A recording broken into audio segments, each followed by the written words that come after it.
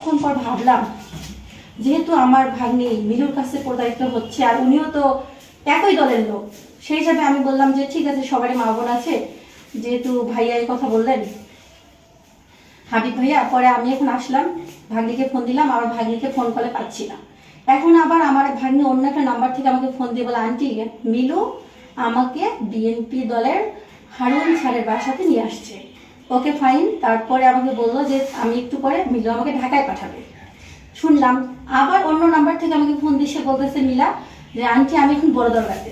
আমি ওকে বললাম তুমি বড় দরগাতে কেন? আজকে আমি আসছি পীরগঞ্জে তোমাকে খোঁজার সন্ধানে, তোমাকে পাচ্ছি না। তখন সে বললো আন্টি আমি পীরগঞ্জে না, সরি আমি বড় দরগাতে না, আমি এখন হারুন স্যারের বাড়ি লাল দিঘিতে আছি। বিভিন্ন সময় মেয়ে আমাকে বিভিন্ন লোকেশন দেখাচ্ছে, আমি জানি না আমার মেয়েকে তারা বেঁধে রাখছে না মারধর করতেছে না জখম করতেছে, কি আসছে না আছে। আমি মেয়েটাকে চাই, আমি এখন দেখতে চাই। আমার জাতির কাছে রাষ্ট্রের কাছে একটাই চাওয়া, আমার মেয়েটাকে আমি সুন্দরভাবে চাই এবং মেয়েটাকে মিলু ছাত্র দলের যে মিলু ও আমার ভাগ্নিকে যেভাবে ব্যবহার করছে এটার জন্য আমি সুষ্ঠু বিচার চাই এবং রাষ্ট্রীয়ভাবে বিচার চাই, কঠোরতম শাস্তি চাই। মিলুর ভাই তো অনেক আছে। মিলু মোস্তাফিজা সরকার মিলু, উনি কি করেন? উনি ছাত্র দলের সভাপতি। কোন থানা? এটা হচ্ছে পীরগঞ্জ থানা ৩ নং বড়দল ইউনিয়ন পরিষদের বাসা। আচ্ছা। এই ইসরাত জাহান মিলার কথা বলছেন, ওনার বাড়িটা কোথায়? ইসরাত জাহান মিলা ওনার বাসা হচ্ছে আমাদের ৩ নং বড়দল ইউনিয়ন পরিষদের শাহজাদপুর গ্রামে।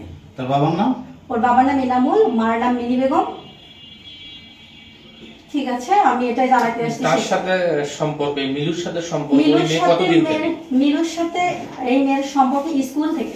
মেয়ে এখন গ্রাজুয়েশন লেভেলে আছে। ঠিক আছে, আমি আর কথা বলতে পারছি না, অসুস্থ হয়ে যাচ্ছি। আচ্ছা, আমি